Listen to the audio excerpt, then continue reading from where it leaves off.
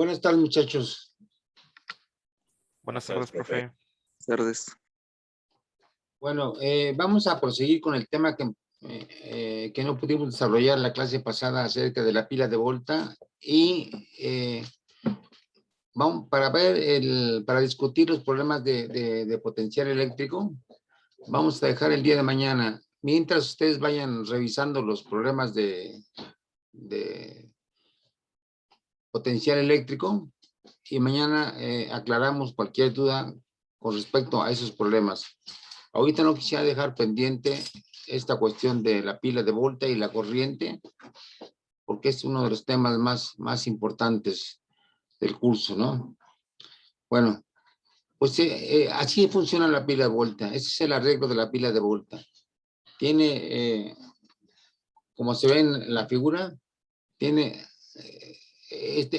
un vental determinado, aquí el color blanco, y luego tiene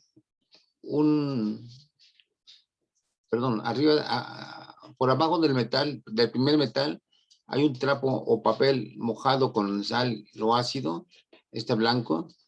Y luego viene otro tipo de metal diferente a este. Y luego otra vez el trapo mojado. Y luego vuelve a aparecer otro tipo de metal diferente a este. Entonces vean cómo se van alternando los metales. Pueden ser de cobre y de zinc, ¿sí? Pero siempre y cuando entre ellos se ponga un trapo mojado. De hecho, hay un experimento muy sencillo en YouTube donde ustedes pueden prender un LED con manzanas y dos tipos de diferentes de metal. Por ejemplo, una moneda de 10 pesos, por ejemplo, clavándola en un limón, ¿sí? Y luego alternándola con un alambre de aluminio. Y ya con eso forman una pila. Si le agregan, si usan solamente un limón, pues les va a dar poca energía. Lo mejor es utilizar 3, 4, 5 limones para que vean cómo se puede producir energía eléctrica. En este caso, los limones jugarían el papel del trapo o el papel mojado, ¿sí? Y la moneda y un alambre de aluminio jugarían el papel de los diferentes tipos de metal que se deben utilizar para construir la pila de Volta. Bueno, esta pila de Volta pues en realidad surgió gracias a los experimentos de Galvani. Galvani descubrió lo siguiente, que si tenía... Galvani es un fisiólogo italiano, ¿sí? Estaba investigando el funcionamiento de los músculos. Entonces, en algún momento voy a simplificar, un músculo de rana, ¿sí?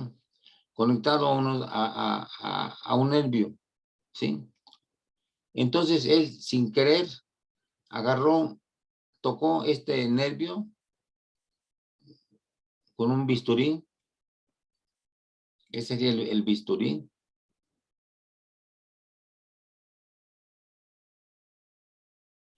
Y aquí lo tocó con otro metal, la otra parte del músculo, ¿sí? Entonces, al hacer accidentalmente este arreglo del metal del bisturí con el otro metal, automáticamente el músculo se contrajo. Bueno, Galvani hizo este experimento una y otra vez y comprobó que siempre se contraía el músculo. Entonces él pensó que había descubierto un tipo de electricidad especial, propiamente una electricidad que solamente pertenecía al campo de los seres vivos, ¿sí? Bueno, en ese tiempo ya estaban muy de moda el uso de los condensadores en la forma de las botellas de Leyden, que son condensadores básicamente. Bueno, ¿qué es lo que hizo Volta? Bueno, Volta supo este experimento, lo repitió, pero luego Volta hizo lo siguiente, agarró el músculo, ahora lo voy a dibujar así, ¿sí? Y se saltó los nervios. Entonces puso aquí el bisturí, ¿sí?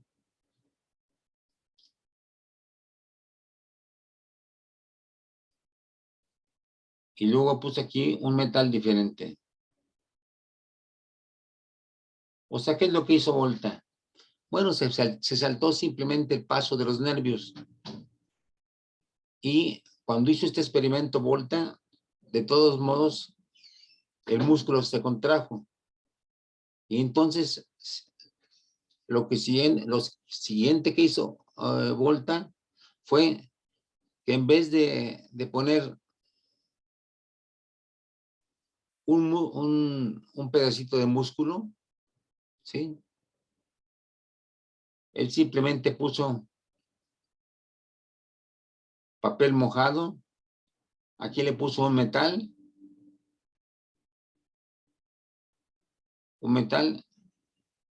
y aquí otro metal. Vamos a llamarle este el metal A y el metal B. Y entonces descubrió con algo que con los electrómetros de la época, ¿sí? Medían la carga eléctrica, se dio cuenta que había aquí un flujo constante de carga. O sea, fíjense cómo fue el desarrollo de este experimento o de este descubrimiento. Primero, Galvani conecta los nervios de la rana, de la patita de una rana, y hace que se contraiga. Luego, Volta elimina los nervios y toca directamente los extremos del músculo. Y luego se da cuenta que el músculo solamente juega el papel de conductor. Y entonces elimina el músculo, pone en su lugar un papel mojado con sal o vinagre o ácido y pone dos metales diferentes. Entonces se da cuenta que el punto importante para producir electricidad es poner en contacto a través de un conductor dos metales diferentes. Y bueno, de aquí ya el siguiente paso, pues hacerlo muchas veces, repitiendo exactamente el mismo procedimiento original, ¿no? Es esto, ¿sí? Bueno, ¿cuál es la diferencia con respecto a lo que había antes de la pila de Volta? Bueno, si pensamos, por ejemplo, en cómo funciona un condensador, de hecho, en el laboratorio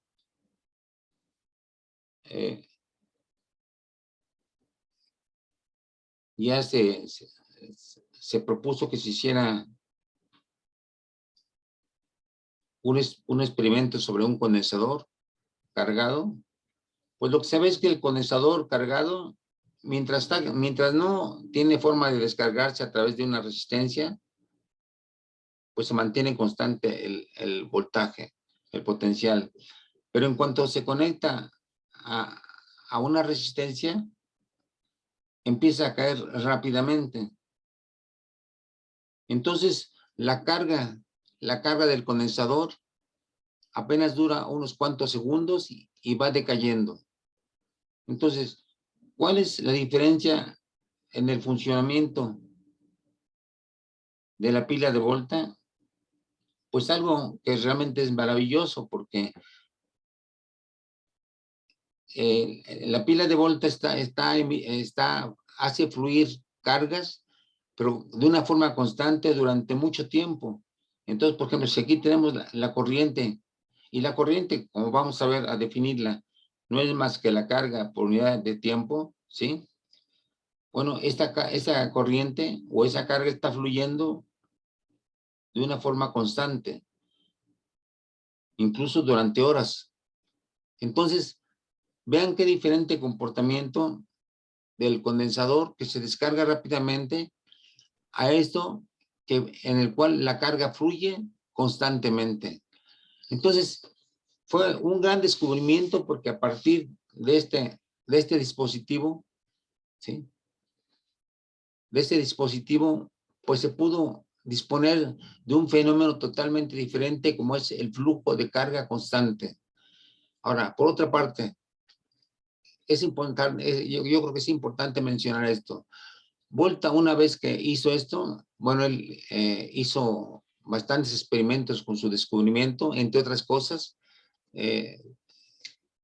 agarraba un alambrito y otro alambrito, ¿sí?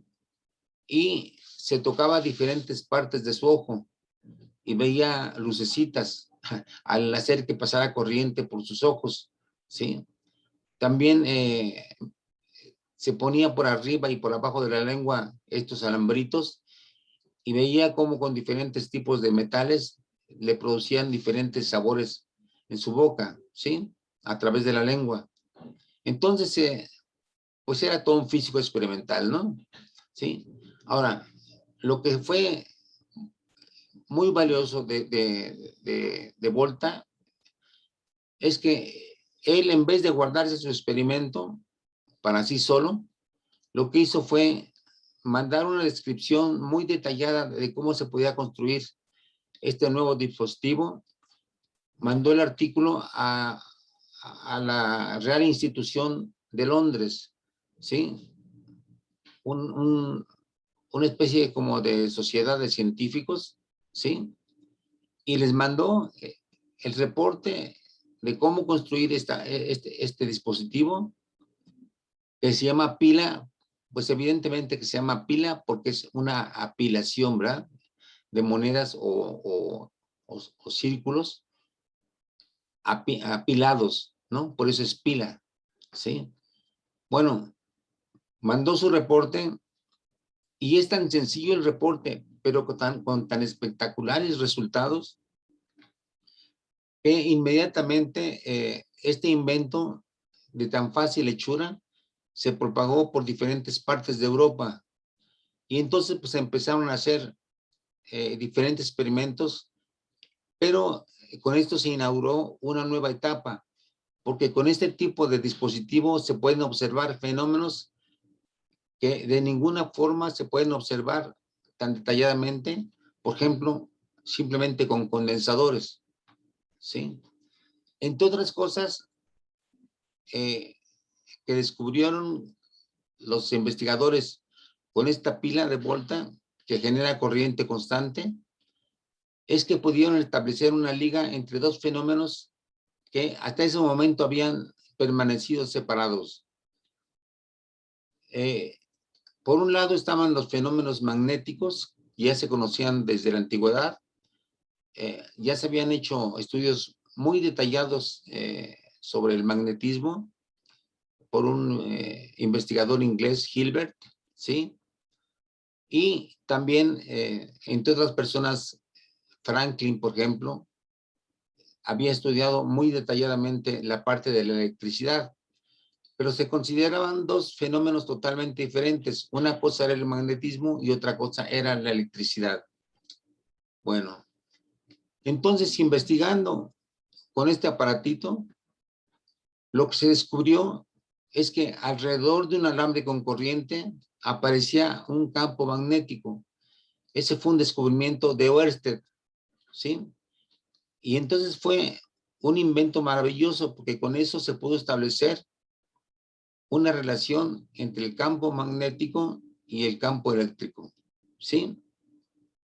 O sea, un campo magnético se produce siempre y cuando se produzca una corriente. Es decir, si las cargas están quietas, no hay ninguna producción de campo magnético, pero en cuanto las cargas se ponen en movimiento, aparece alrededor de la corriente un campo magnético. Por eso, pues se le merece tanto reconocimiento a Volta por haber unido dos diferentes tipos de fenómenos. Después, pues en Francia, Ørsted era un danés de Dinamarca, ¿sí? Bueno, después de Ørsted, aparecen en Francia también otros investigadores que con su pila descubren que el campo magnético que se puede crear con corriente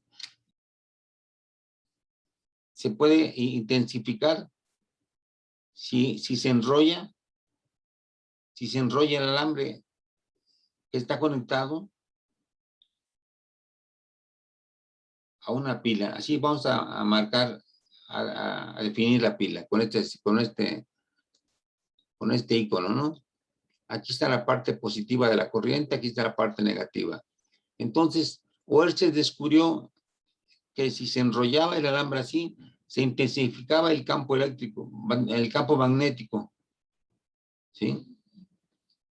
Y bueno, este descubrimiento tan sencillo de que enrollando en espiral el alambre, pues se podía uno, se intensificaba el campo magnético y que además, si uno ponía más corriente, el campo magnético se podía hacer más intenso.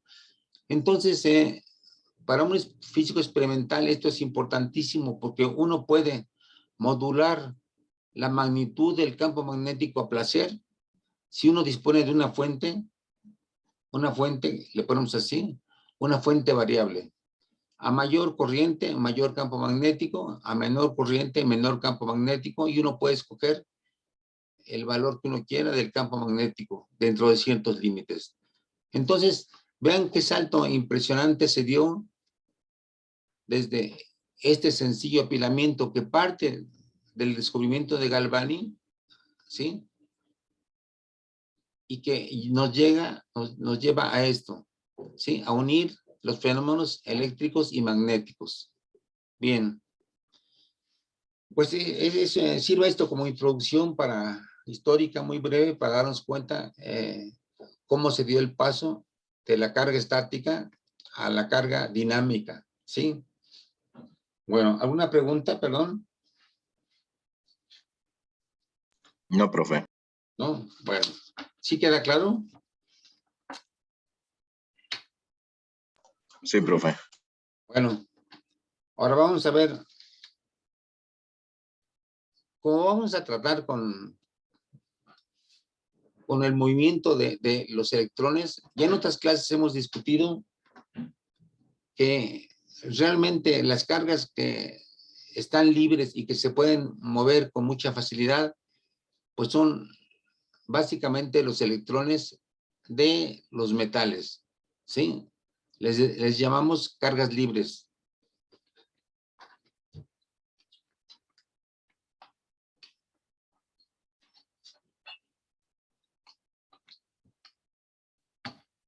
Bueno, entonces, pues para darle un sentido más físico a esta cuestión de la corriente, ya que vamos a tratar con metales, es necesario que tengamos unidad de la cantidad de cargas libres que hay por unidad de volumen en los metales, ¿sí? Entonces vamos a empezar por un concepto básico que ustedes ya lo hemos discutido en clase muchas veces. El peso atómico es el peso sumado de la masa de los protones más la masa de los neutrones. No se toma en cuenta para calcular el peso atómico de un átomo a los electrones porque los electrones son mucho más ligeros que los protones y los neutrones, ¿sí? Unos 3 órdenes de magnitud más ligeros. Entonces, prácticamente es como si despreciáramos el peso de una mosca en relación a un perro, por ejemplo, ¿no? ¿Sí? Así es de diferente la masa de protones y neutrones con respecto a la masa de los electrones. Bueno, entonces, al peso atómico se le denomina, como peso atómico se denomina al número de protones más neutrones que hay en un núcleo de un átomo. Entonces vamos a empezar por esto, ¿no? El hidrógeno molecular,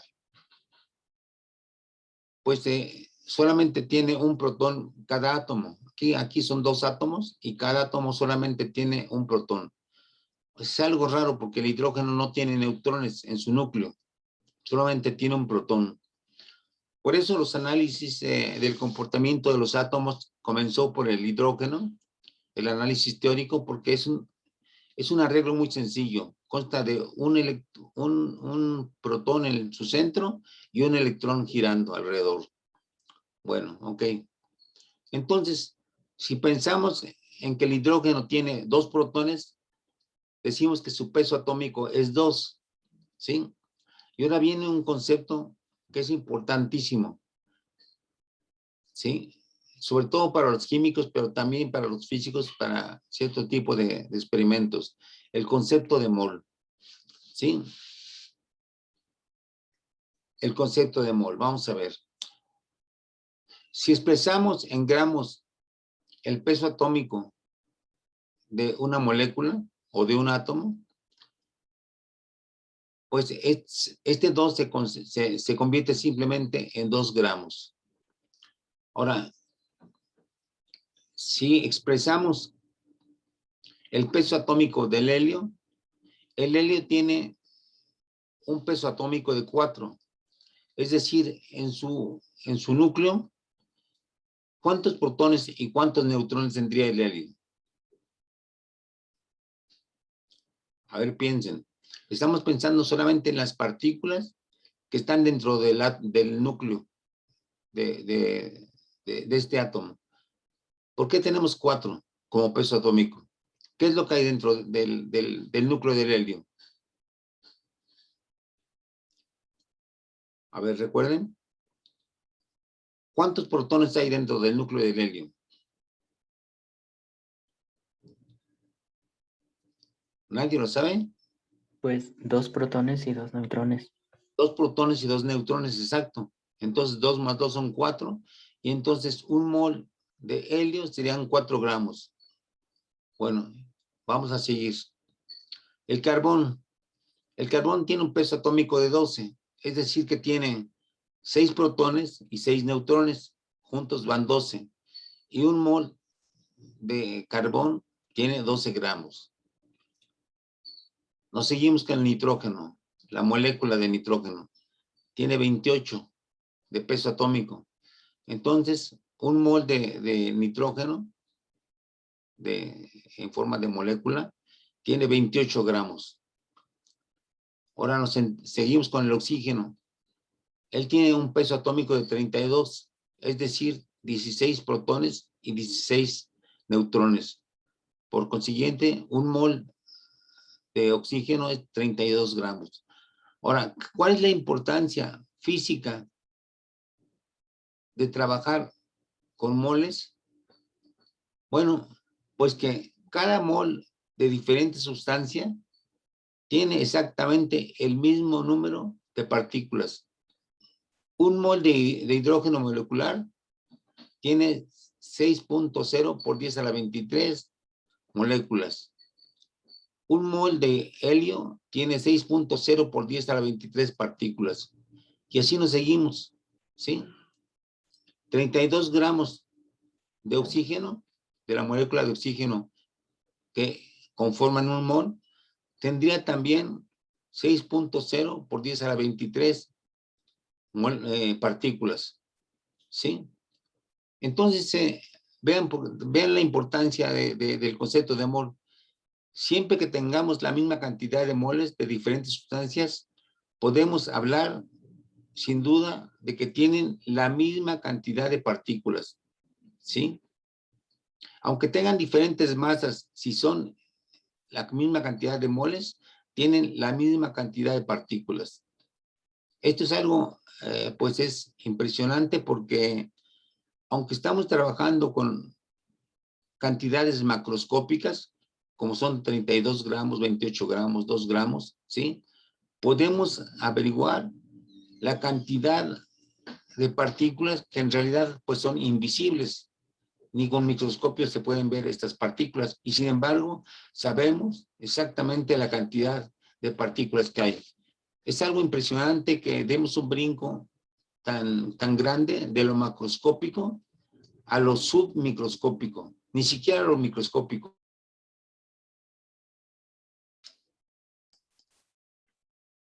Bueno, perdón, se interrumpió la conexión a internet. Entonces, que quede claro eso. Un mol de cualquier sustancia tiene la misma cantidad de partículas. Por ejemplo, eso es muy importante para los químicos, porque si quieren hacer reaccionar sodio con cloro para formar la sal común, el cloruro de sodio, pues para que no queden átomos volando, tiene que meter la misma cantidad de partículas de sodio que la de cloro. Y entonces, ¿qué es lo que hacen? Bueno, que agarran un mol de partículas de sodio, un mol de partículas de cloro, y ya con eso tienen asegurado que van a tener cloruro de sodio sin que sobre ni sodio ni cloro. Entonces, esto es algo básico para los químicos, ¿no? Bueno. Ahora, aquí ya lo mencioné, ¿no? Para que no queden átomos sobrantes, hay que hacer reacciones. 22 gramos de sodio con 35 gramos de cloro. Es decir, van a hacer reaccionar 6.0 por 10 a la 23 átomos de sodio con exactamente 6.023 átomos de cloro. Y con eso ya tienen una ligación de 1 a 1. Bueno. Ahora,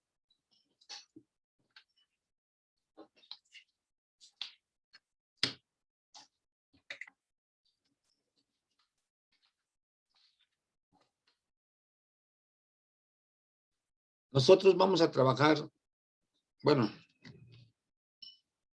nos vamos a concentrar mucho cuando hablemos de conexiones entre resistencias, entre condensadores, entre bobinas, pues de conexiones por medio de un material que usualmente es un alambre de cobre. Entonces, por eso es importante tener una idea de cuántos electrones libres tiene el cobre. Para eso vamos a tener en cuenta los siguientes datos. Supongamos que tenemos una barra de cobre de 10 centímetros de largo y de 1 centímetro cuadrado de área, de sección transversal. Bueno, veamos esto. La densidad del cobre es de 8.96 gramos por centímetro cúbico. Pues el volumen de esta barrita, pues sería el área por la altura.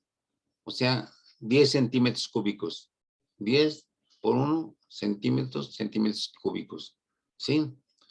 Y entonces la masa, que hay que obtenerla multiplicando la densidad por el volumen en centímetros cúbicos, pues sería la densidad por el volumen. O sea, 8.96, que es la densidad en gramos centímetros cúbicos, por 10 centímetros cúbicos. Y esto pues nos da 89.6 gramos. Ahora, la pregunta es, si un mol de cobre, ¿sí? Es decir, si el peso atómico del cobre es 64, pues entonces el mol de cobre sería 64 gramos, porque es su peso atómico. Y entonces ese número de moles, pues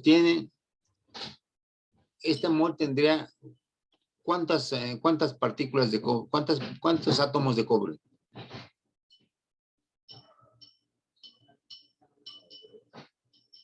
Recuerden lo que dijimos antes, que un mol de cualquier sustancia tiene ¿cuántas partículas? 6 por 10 a la 23. 0.22 por 10 a la 23.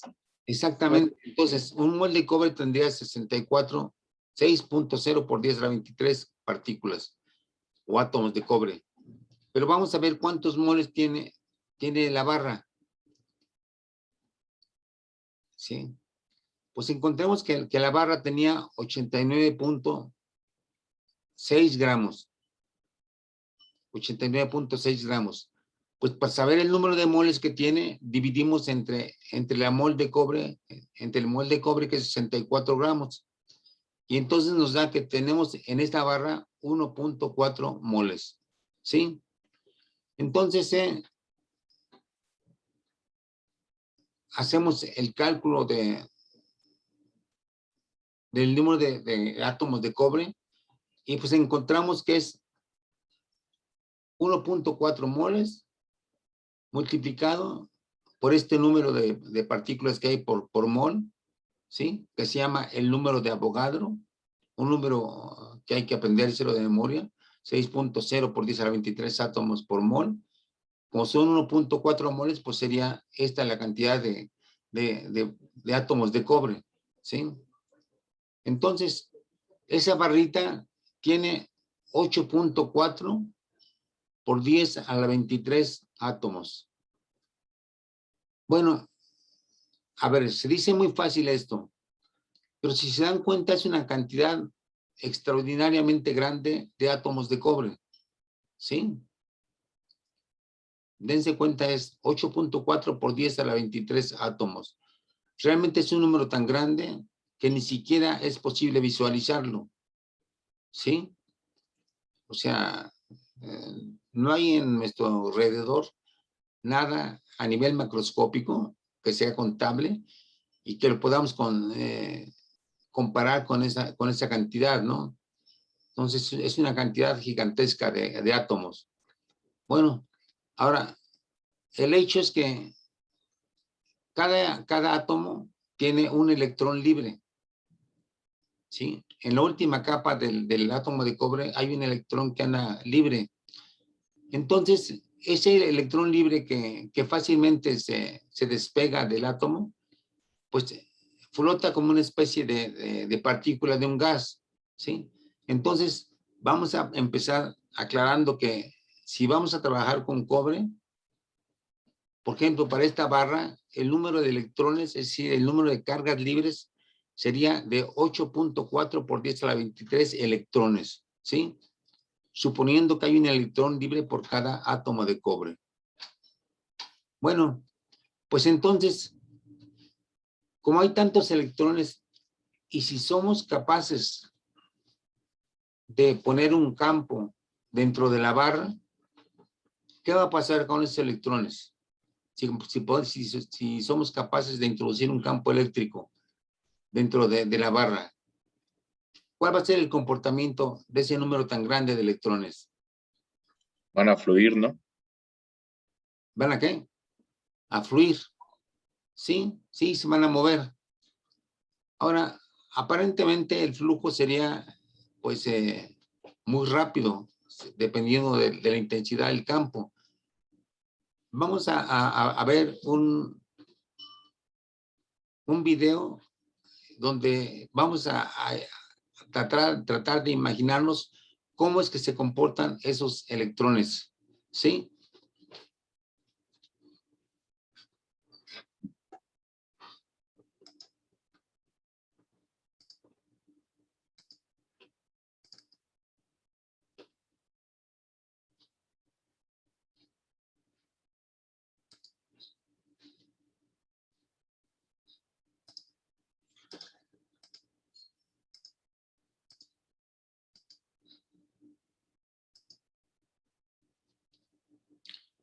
Bueno, este es un programa para imaginarnos el movimiento browniano de las partículas en un gas, pero sirve para ilustrar el movimiento de los electrones, ¿sí? Ahí tenemos el movimiento de los electrones, ¿sí? Simulado. Uh-huh. Entonces, si se dan cuenta, pues es un movimiento bastante caótico, ¿sí? O sea, no hay absolutamente ningún electrón que siga trayectorias rectilíneas. Vamos a repetirlo otra vez. Observen qué tipo de movimiento es el de las cargas libres. Son cargas libres, pero su movimiento es caótico, ¿sí? Como si uno tratara de avanzar en una multitud, pues tendría uno que chocar con los individuos que están alrededor, ¿no? Vamos a ver una última vez.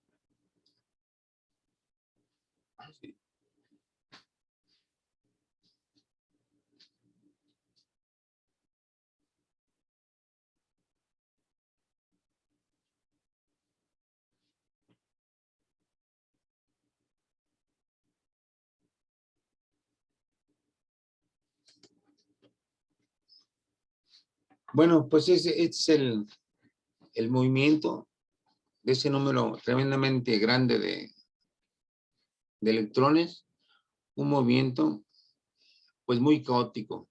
Entonces, aunque pongamos un campo eléctrico dentro de los conductores, realmente ¿cuál cómo sería la velocidad con la que se mueven los electrones? ¿Sería alta, intermedia o muy lenta? Depende del campo, ¿no?